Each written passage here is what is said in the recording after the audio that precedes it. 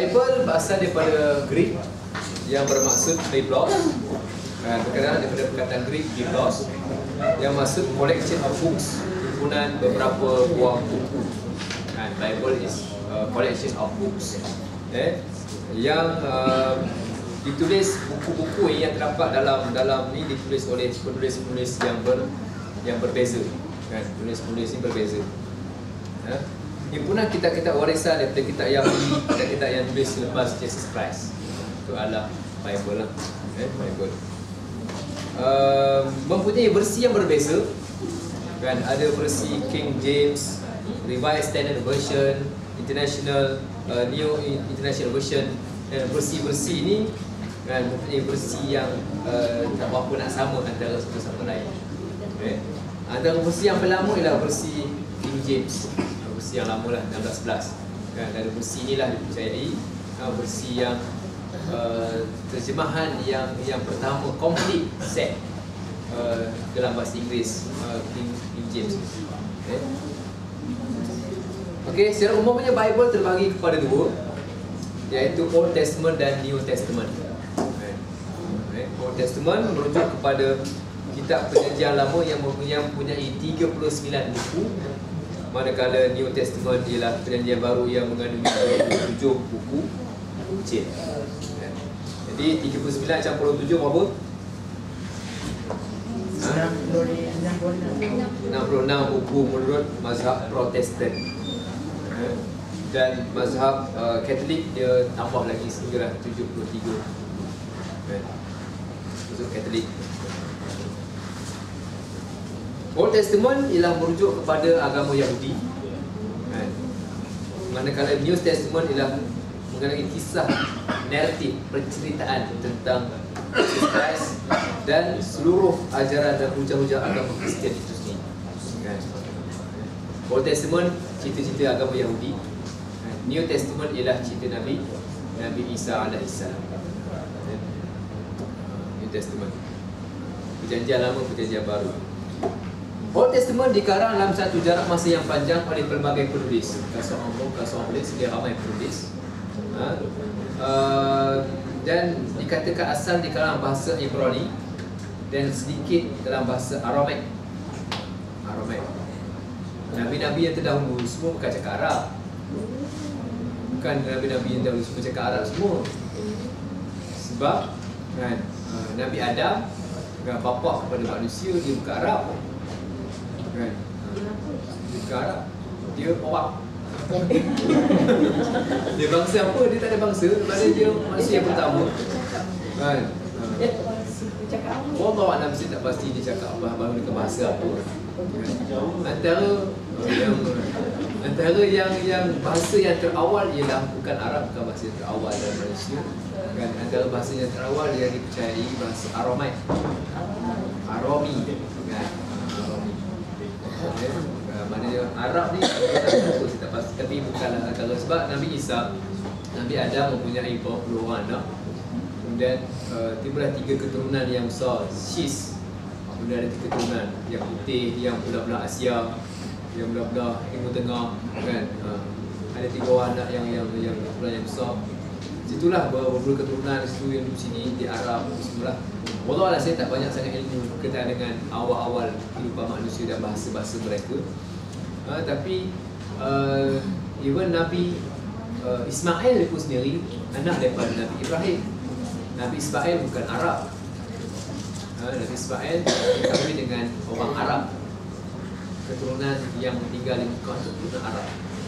Kan, keturunan itu keturunan Arab. Jadi Nabi Ismail dia bukan Arab. Bukan kita kata bukan Melayu lah contohnya. Bila orang ni kahwin dengan Melayu jadi dia Melayu. Dia nisbahnya ni. Dalam yang sebenarnya disebut sebagai musta'rab. Ataupun orang yang sebelum ni Jawa kahwin dengan Melayu jadi Melayu. Jadi bahasa gitulah, kan. Dan dia dah tak cakap bahasa asalnya, dia akan cakap dalam bahasa Melayu. Itu dia punya contohnya lah. Dan bahasa Inggeris disebut sebagai P-Arab. Ataupun bahasa Arab sebagai musta'rab. Dengan kata lain, bukan bahasa asal tapi bahasa yang digabungkan dengan bahasa Arab. Okey, bahasa asal dia katakan asal dikarang dalam bahasa Ibrani, sebahagian yang sedikit dalam bahasa Aramaik. Lebih kurang 270 tahun sebelum kelahiran Yesus diterjemahkan dalam bahasa Greek. Diterjemahkan dalam bahasa Greek, Yunani. Teks ini disebut sebagai Septuagint. Septuagint. Dulu adalah bahasa Hebrew dia tulis lah. Kemudian zaman sebelum Nabi Isa lahirkan, teks itu diterjemah, ditulis. Sebab zaman selepas daripada itu, kitab yang disimpan kan Nabi Musa, cerita Nabi Musa dapat tabut, kan? Bukan zaman Nabi Daud dapat tabut, kan? Saya tahu cerita tabut, tahu cerita tabut, kan? Ketika mana Nabi Daud berperang dengan Talut, kan? Kota Daud Jalut, kan? Kota Talut Jalut lebih perang dengan Jalut, kan? Siapakah tokoh yang zaman Nabi, masa itu zaman Nabi Daud, siapakah orang yang mampu untuk mengalahkan Jalut? Jalut ni seorang yang hebat, kan? Jadi, kan, dalam surah Al-Baqarah ayat yang dalam juzuk yang kedua ceritakan kisah ini, kan, yang Allah Ta'ala turunkan tabut, peti yang terkandung dalamnya kitab-kitab yang terdahulu, peninggalan-peninggalan Nabi yang terdahulu dalam tabut. Tabut ni peti lah, kan, diturunkan kepada seorang yang bernama Talut. Talut ini adalah pengikut Nabi Daud alaihi salam. Talut ni orang yang kecil, kan, orang yang kecil. Dia katanya, seingat saya lah, dia lawan membunuh Talut dengan 3 biji batu. Dia pergi macam nak bumerang, panggil balik datang balik. Bawa dia kan, batu itulah, batu tu yang digunakan oleh Talut untuk nak mengalahkan Jalut. Dia pakai batu tu balik kat tangan dia. Itulah macam mana teknologi, saya pun tak tahu skill macam mana, kan? Dan akhirnya dapat membunuh Jalut, kan? Talut itu telah mendapat tabut, peti peninggalan Nabi-Nabi yang terdahulu, antaranya kita tahu. Selepas Nabi Isa, selepas Nabi Sulaiman, Nabi Daud, anaknya Nabi Sulaiman membentuk kerajaan. Selepas kerajaan itu dibentuk dan akhirnya mereka dapat pegang tabut itu.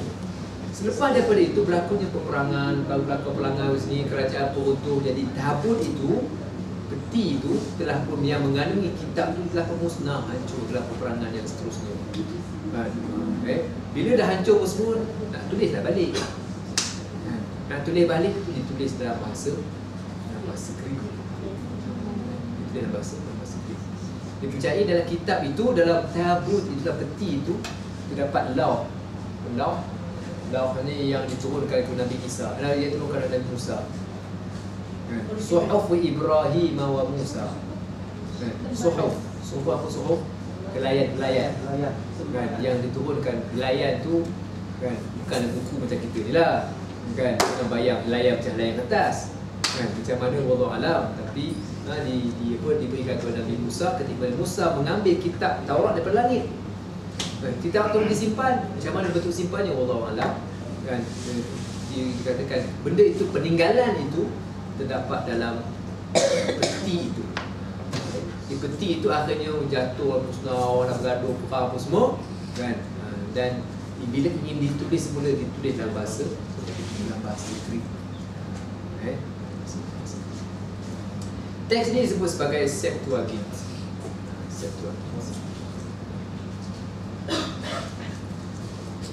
Seterusnya, kitab yang pertama dalam Old Testament iaitu Genesis, Exodus, Leviticus, Numbers dan Deuteronomy dipercayai oleh penganut Kristian, diwahyukan kepada Nabi Musa AS. Kan kita ada, saya buka Bible ada 5 kitab yang pertama. 5 kitab yang pertama dalam ni, kan? Genesis, Exodus, Leviticus, Numbers dan Deuteronomy, kan? Diturunkan kepada siapa? Kepada Nabi Musa, dipercayai. Itulah kita tahu. Siapa ada kitab? Siapa ada pegang? Tak ada. Kita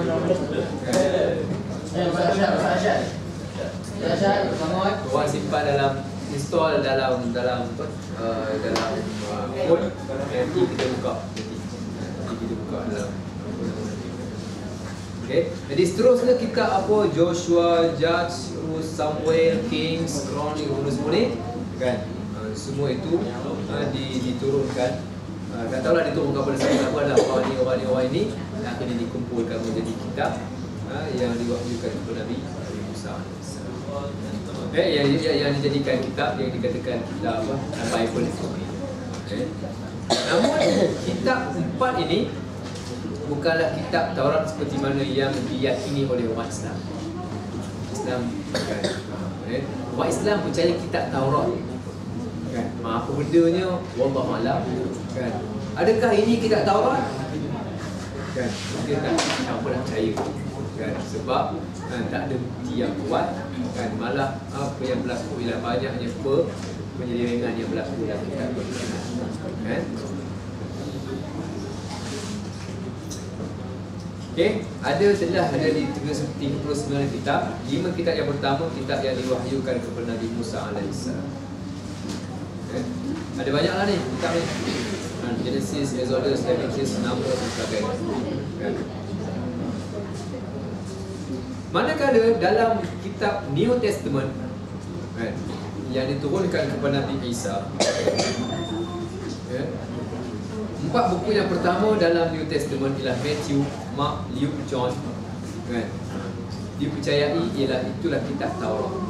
Itulah kitab Injil. Itulah kitab apa? Kitab Injil.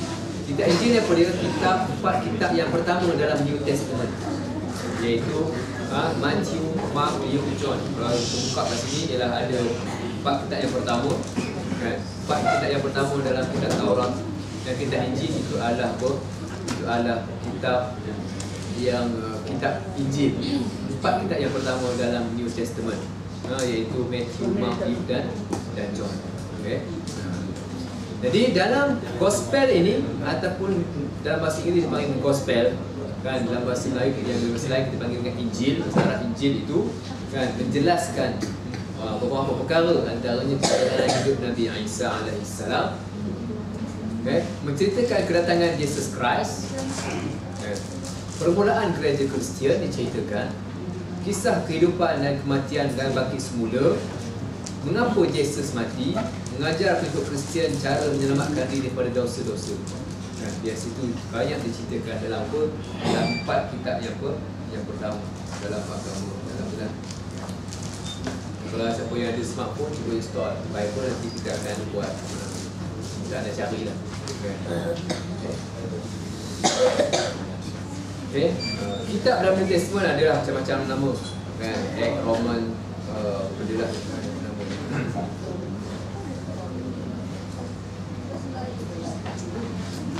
Old Testament yang asal dipercayai oleh telah direkod menggunakan bahasa Hebrew, kan? Manakala New Testament direkodkan menggunakan bahasa Greek, direkod menggunakan bahasa Greek. Lebih kurang 350 tahun selepas kematian Yesus atas arahan Pope, seorang ketua gereja yang awal iaitu Jerome telah diarahkan menterjemahkan Bible dalam bahasa Latin, iaitu bahasa yang digunakan secara meluas pada ketika itu. Bahasa Greek, bahasa Yunani, bahasa Latin, bahasa dua, kan? Dululah, kan?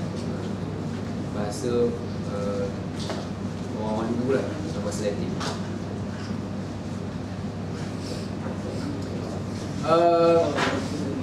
Kemudian selepas itu, orang sudah lagi tidak bercakap, tidak menggunakan bahasa Latin dalam penggunaan harian. Orang menggunakan bahasa Inggeris, kan? Okay. Bila orang telah mula tidak lagi menggunakan bahasa Latin, orang menggunakan bahasa Inggeris, menyebabkan orang sudah tak berapa nak faham apa yang terdapat dalam kitab berkenaan.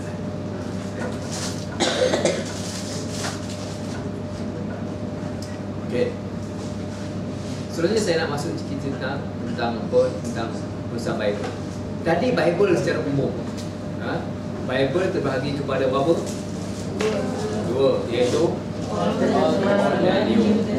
New ada, Old ada berapa buku? 9. Dan New ada berapa? 27. sekali 66 ikut mazhab Protestan, dan Katolik tambah berapa lagi sampailah 70 buku. Okay. Kitab Hebrew, kitab-kitab ni diturunkan dalam bahasa Nabi yang dahulu, dalam bahasa Hebrew, dan ditutur dan disalin tulisan ini dalam bahasa Greek, sebelum itu dalam bahasa Latin, kan, dan akhirnya kan jadilah buku itu akhirnya buku yang orang tak apa nak faham maksud dan kandungan buku berkenaan itu.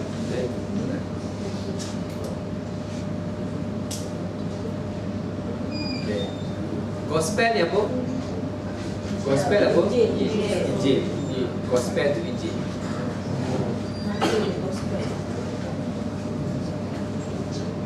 Okey, penulisan Bible.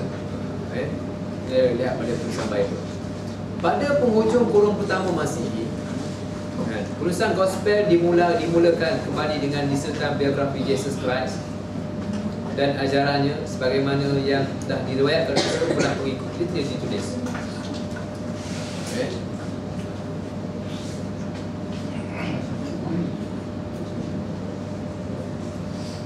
Metodologi penulisan kitab Gospel ini lebih menyamai sikit sirah Nabi dan hadis daripada bentuk yang sepatutnya sebagai teks wahyu. Ini bermakna teks Injil adalah berbentuk riwayat. Dalam kitab Bible banyak riwayat-riwayat.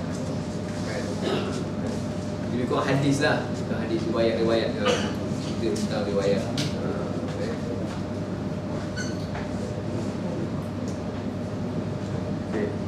Masalah yang berlaku dalam penulisan ini, dia Bible ni bukan kata-kata Tuhan yang seperti mana yang kita faham.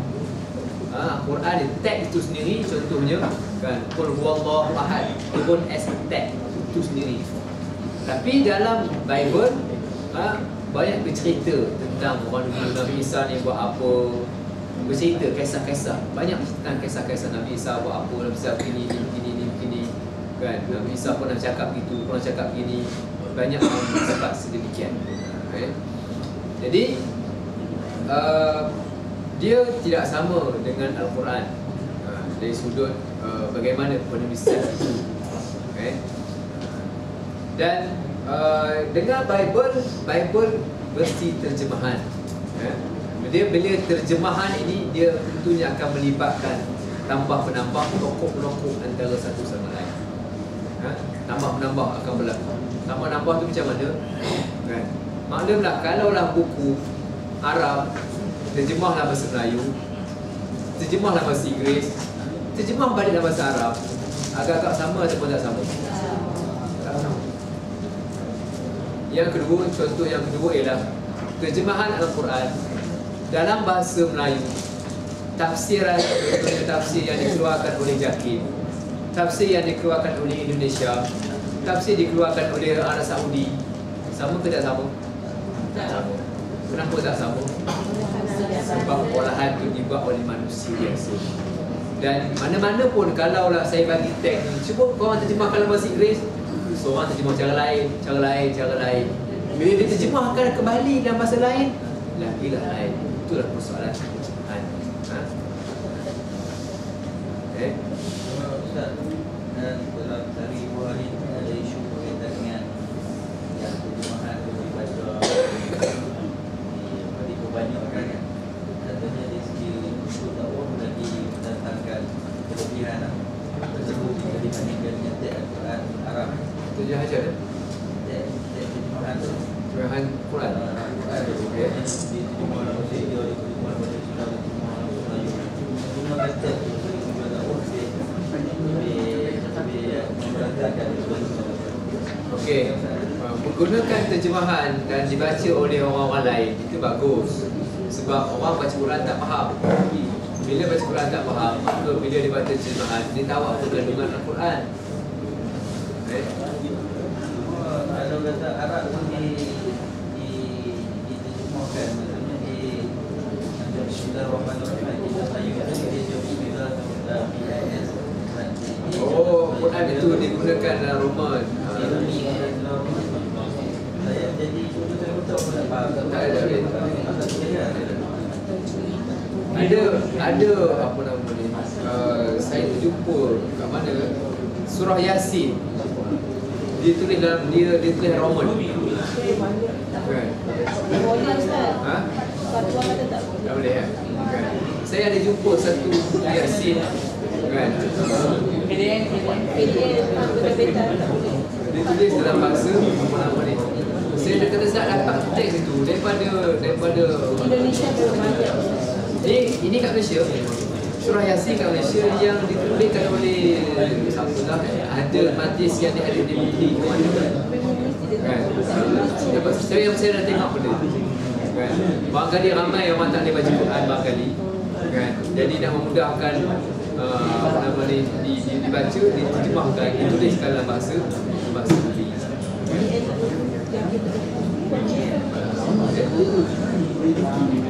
Okey, ada siapa tadi Jakir? Jakir. KDN apa KDN? Dia tak ada lagi. KDN. Bahagian apa KDN? Bahagian apa? Quran.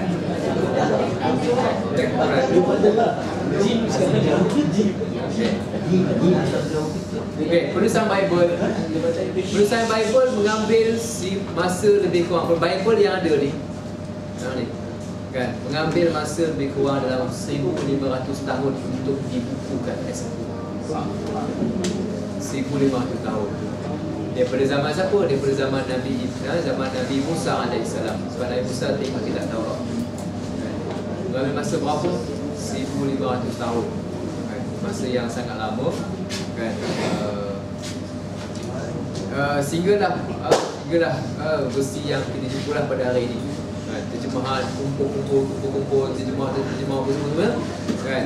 Sehinggalah dia terjemahkan bila kan pada 1000 tahun 1611 kan, diwujudkan satu yang dipanggil dengan versi terjemahan King James.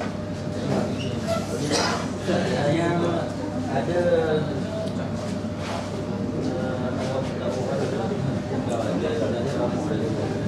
yang Taurat yang Injil masih ada yang asli.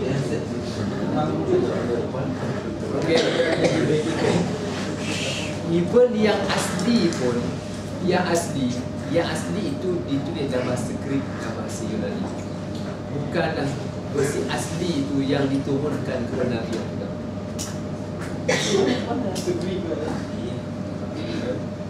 Tapi pada masa itu kuranglah, mungkinlah kurang dia punya kesalahan semua kan. Wallahu alam, saya tak berapa nak tahu sangat, tapi saya tak pernah tengok kan, kata tak pernah tengok. Berdasarkan apa yang diceritakan ini kan, kita dapat katakan bahawa kan, Nabi Isa kan, kitab Taurat yang diturunkan kepada Nabi Musa itu sendiri telah pun hancur. Tak ada kan, tak ada, hancur. Siapa yang tulis lepas itu? Yang ditulis oleh padri-padri tulis. Yang ketulis dalam bahasa apa? Dalam bahasa Greek. Kalau ada yang asli pun ditulis oleh siapa? Memanglah ada yang asli. Asli itu siapa? Asli itu merujuk kepada siapa? Adakah asli itu merujuk kepada kitab yang diturunkan? Itulah naskah yang diturunkan kepada Nabi Nabi Musa? Tak. Sebab dah ditulis oleh orang lain. Tulis, kenapa saya kata tidak begitu? Sebab peninggalan yang terdapat dalam kitab dalam tabut, dalam peti yang diturunkan kepada Nabi Daud, peti telah hancur. Orang tulis balik. Kalau ada asli pun, asli yang ditulis oleh orang lah, bukan asli yang ditulis oleh Nabi Musa. Okay. Nabi Isa, dia dapat kitab, tapi bukan dapat kitab bertulis. Orang menulis dalam bahasa Greek, dia tak boleh dalam bahasa asal. Lain kitab. Kalau ada pun, ada yang telah disalin oleh orang semua, kita tahu. Okay. Al-Quran pun begitu juga. Al-Quran diturunkan dulu dalam kitab, ditulis oleh orang-orang dulu dalam apa? Dalam lepah, tamar, dalam kulit, dalam apa kan. Tak adalah buku, mana ada buku macam ni. Jadi bila tak ada begitu, maka orang pun akhirnya ditulis. Selepas tu mushaf pada zaman siapa? Zaman Umar kan? zaman Sayyidina Umar, zaman Sayyidina Osman, kan? Jadi zaman Nabi mengambil masa lebih kurang dalam 20-30 tahun untuk dibukukan semula Al-Quran. Kitab Taurat mengambil masa berapa lama? Apa yang ada? 1500 tahun nak dikumpulkan semula. Zaman Nabi Muhammad bila? 27 tahun, 30 tahun. Zaman dulu lagi lama terdedah dengan macam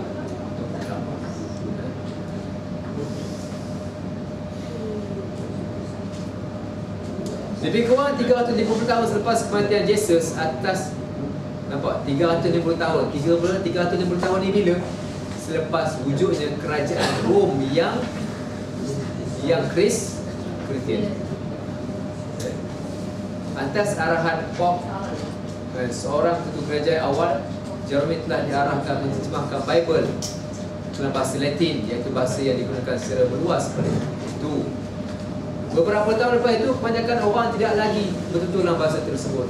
Lepas itu, orang dah tak cakap dalam bahasa Latin, kan? Kemudian akhirnya Bible terjemahan menjadi Bible itu terus digunakan dan akhirnya orang tak cakap daripada kan? Digunakan lebih 1000 tahun. Bila orang tak cakap, apa akan jadi? Orang pun tak faham.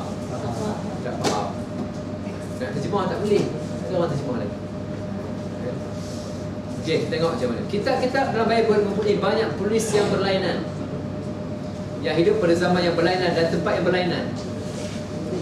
Zaman ni tulis, esok saya mati pula adalah orang lain tulis, kan? Banyak penulis Bible. Sebab tu Bible ni yang asalnya 4. Tak, Bible 4 je. Luka, mata, semua kan. Bible ni satu, tapi dia tulis versi luka, versi mata, versi Yohana, kan? Tak, Bible satu je, mana ada banyak versi, kan? Tapi dia versi lain yang melengkapkan. Tambah lagi pula beberapa kitab lagi. Itu maksudnya penulis yang berbeza dikumpulkan, kan? Dalam satu buku sudah, kan? Okay? Mereka kata mereka menulis kitab tersebut sebab mereka menerima wahyu daripada Tuhan. Sebab saya menulis, contohnya saya menulis ni bukan saya tulis seorang-seorang, sebab saya dapat wahyu daripada Tuhan, sebab tu saya tulis. Dia argue begitu, berdakwa begitu, bukan buat main-main ni, kan? Okay? Dia cakap dia dapat wahyu daripada Tuhan begini, kan? Itu dakwaan mereka lah. Sebab dapat guidance from the God, dapat betul, itulah yang jadi tak ketahuan macam, kan? Okey, selepas daripada itu, pada tahun 1300 Masihi, kan? Tadi tahun berapa? Tahun 350. Berterusan sampai bila? Tahun 1300, kan? Nampak 1000 tahun, hampir 1000 tahun, kan? Pada tahun 1300, seorang lulusan University Oxford namanya John Wycliffe, seorang padri dan pengikutnya, kumpulan pertama cuba menterjemahkan keseluruhan Bible dalam bahasa Inggeris. Sebab masa itu Bible ada dalam bahasa Latin dan juga ada dalam bahasa Greek, kan? Orang tak faham, orang tak cakap bahasa Latin, bahasa orang dulu, kan? Jadi bila orang tak faham, kenapa John Wycliffe ni menterjemahkan? Sebab banyak pada ketika itu dakwaan-dakwaan yang dibuat oleh gereja, kan, atas nama Bible, atas nama agama, untuk menindas rakyat, untuk mengambil duit, memeras ukut, kan, untuk mengenakan cukai atas nama apa? Atas nama agama. Bila atas nama agama, siapa kata? Ini Bible kata. Siapa kata? Ini Bible kata. Asalnya bohong, kan? Bohong ni tak ada Bible sebuah, tapi mereka mengutip cukai atas nama ini perintah tu, perintah Tuhan. Menyebabkan orang-orang yang padri-padri ni pun ada yang kita kata yang mempunyai hati dan perasaan, kan?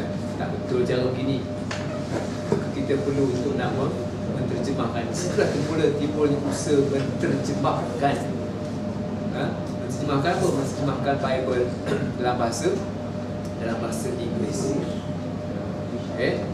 Oleh kerana alat pencetakan belum lagi ada, kan, maka menggunakan salinan tangan. Sikitlah yang dapat tadi yang diusahakan.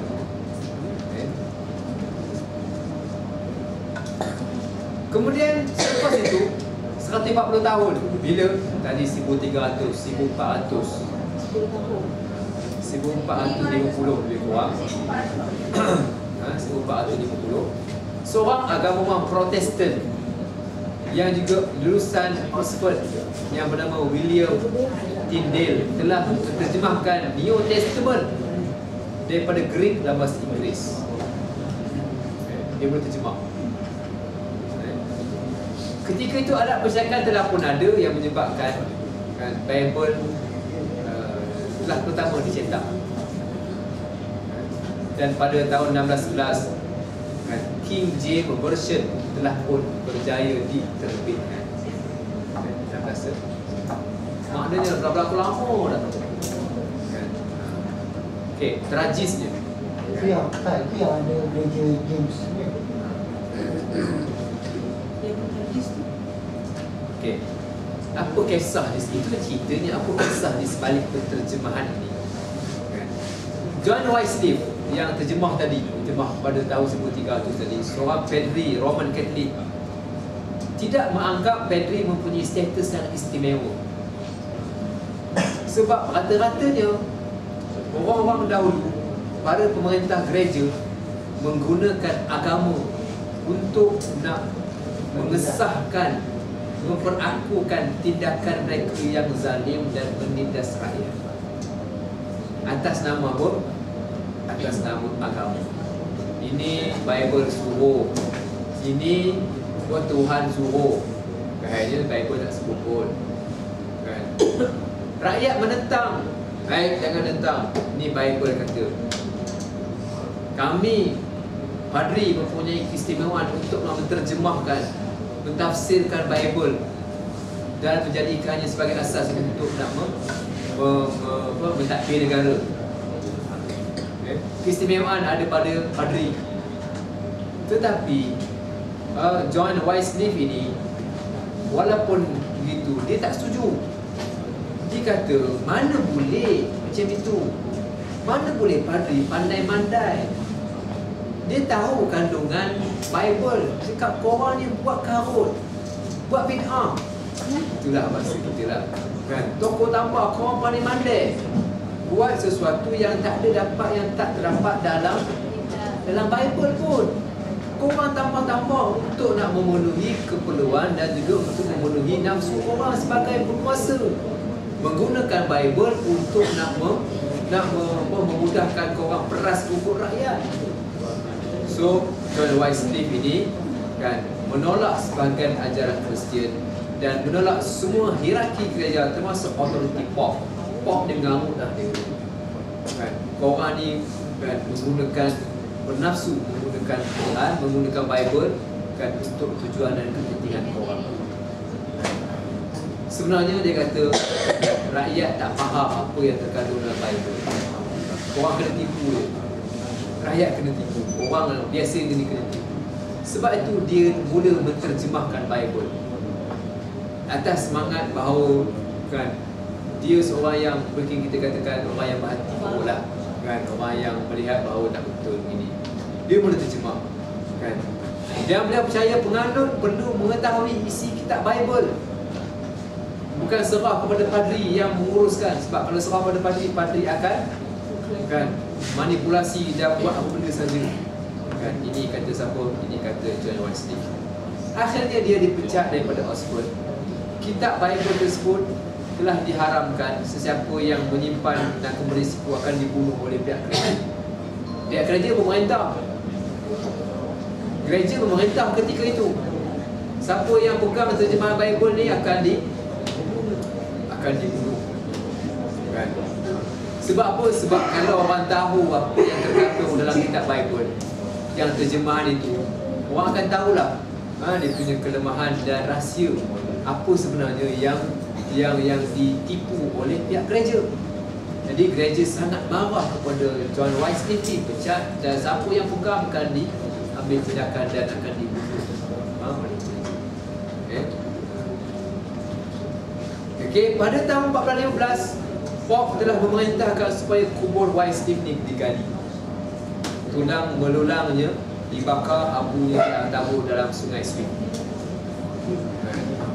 Marah sangat kepada White Steve ni sebab dia yang buat cerita kan, yang menterjemahkan sehingga orang tahu kan, tindakan-tindakan yang dibuat oleh gereja bukan tindakan yang tidak berasas. Kira-kira 20 tahun selepas kematian White Steve, ramai pengikutnya dihukum mati dan dibakar pada tiang kayu dan kitab mereka digantung pada leher mereka. Warning pada rakyat. Ketika inilah berlakulah kita kata penentangan rakyat terhadap gereja. Sebab mereka bersikap kejam terhadap rakyat, menindas rakyat, tidak benarkan apa-apa yang salah. Bible kata salah, salah. Bible kata, saintis kata bumi ni bulat. Tak, Bible kata bumi ni bukan bulat. Siapa yang kata bumi bulat ditangkap dan dibunuh. Ramailah saintis dibunuh pada ketika itu. Sebab kata Bible kata ini dalam Bible. Orang tak faham Bible, dia tengok macam tikus tengok besi. Kan? Macam orang Islam tengok Quran lah, tengok Quran dia tak tahu apa Quran. Kan? Quran ni ialah kitab yang paling banyak dibaca dan paling banyak tidak diketahui makna. Baca kami sedap, tapi sebiji haram apa pun tak tahu. Apa pun tak tahu. Dia tahu hanya bismillah aja. Sebab dia tak tahu kandungan Quran. Ini juga berlaku dalam agama Kristian.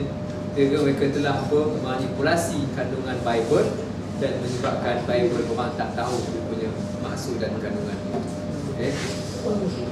Marah sangat Pop kepada usaha-usaha penterjemahan ini. Bila? Pada tahun 1412. Kemudian seorang yang bernama William Tyndale, saya sebutkan tadi, pada tahun 1440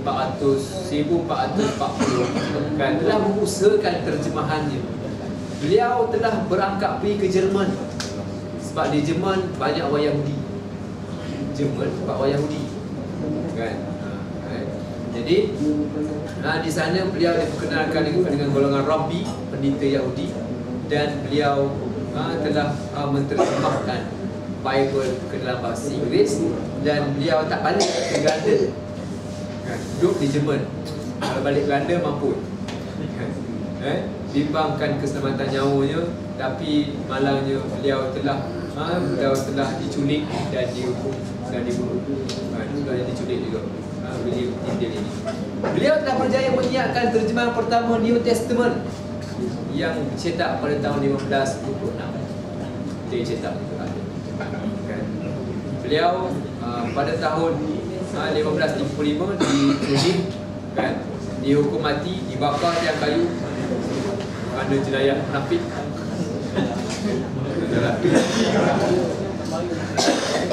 Maka itulah Bible, kan, kitab Bible. Sebenarnya berlakulah pertentangan antara dua pihak. Yang pertama dikenali sebagai pihak Protestan, yang kedua dipanggil dengan pihak Katolik. Protestan dan Katolik. Okay. Apa yang berlaku? Apa beza Protestan dan Katolik? Bezanya ialah Protestan ini ialah kumpulan yang membuat tak bersetuju dengan apa yang dibuat oleh gereja kerana kekejaman gereja dan manipulasi yang keterlaluan menyusahkan rakyat dan menyebabkan rakyat bangkit menentang gereja. Sehinggalah berlaku selepas itu yang dipanggil dengan pemisahan antara gereja dan pemerintahan. Sebelum ini, selama beratus tahun, daripada tahun 325, yang memegang kerajaan itu adalah padri-padri, ahli agama. Tahun 3300, 1400, orang mula protes. Sehinggalah turunnya Protestan. Protes sebab gereja sangat zalim, menindas rakyat, membunuh orang-orang yang pandai, buat cukai, ambil peras pukul, apa semua. rakyat pun marah kan, menentang gereja. Antara yang menentang timbulnya gerakan liberal macamlah Martin Luther, Calvin, itulah kan, yang menentang gereja, dan mereka inilah akhirnya membentuk kelompok mazhab baru gereja yang dipanggil dengan mazhab Protestan, because they protest the church due to the misuse of the Bible, salah guna Bible. Mereka menentang. Berlakulah dua mazhab utama yang kedua-dua ni bergaduh antara satu sama lain, berbunuhan antara satu sama lain. Bergaduh antara gereja dengan gereja berlaku disebabkan oleh apa tadi, pihak yang menggunakan gereja dan pihak yang tak setuju, berlaku pergaduhan yang besar. Di sinilah timbulnya kita kata dengan berlakunya dua mazhab yang utama dalam Kristian, Protestan dan Katolik. Di mana Katolik ini dikenali sebagai mazhab yang agak kuat berpegang dengan teks. Mereka ni lebih konservatif sikit. Konservatif dengan maksud mereka ni terikat lebih kuat berbanding dengan Protestan. Protestan ini dia punya mazhab ni tak begitu liberal sangat mazhab dia. Dia tak terikat sangat dengan teks. Yang penting percaya Jesus Christ, percaya Trinity, sudah. Kamu nak buat tak buat terpulang. Jadi masuk orang asli jadi asli, masuk Cina jadi Cina, masuk Afrika jadi Afrika, kan? Mengamalkan sikap dipanggil dengan contextualization. Disebut dalam buku biru tu contextualization. Apa contextual? Mengikut keadaan setempat. Jadi orang putih ikut je orang putih, orang asli jadi asli. Yang penting Jesus Christ, salib, Isa anak Tuhan, Trinity. Nak buat apa, ikutlah. Sebab itu menimbulkan mazhab mereka, beribu-ribu mazhab, bermacam-macam mazhab yang ada pada hari ini.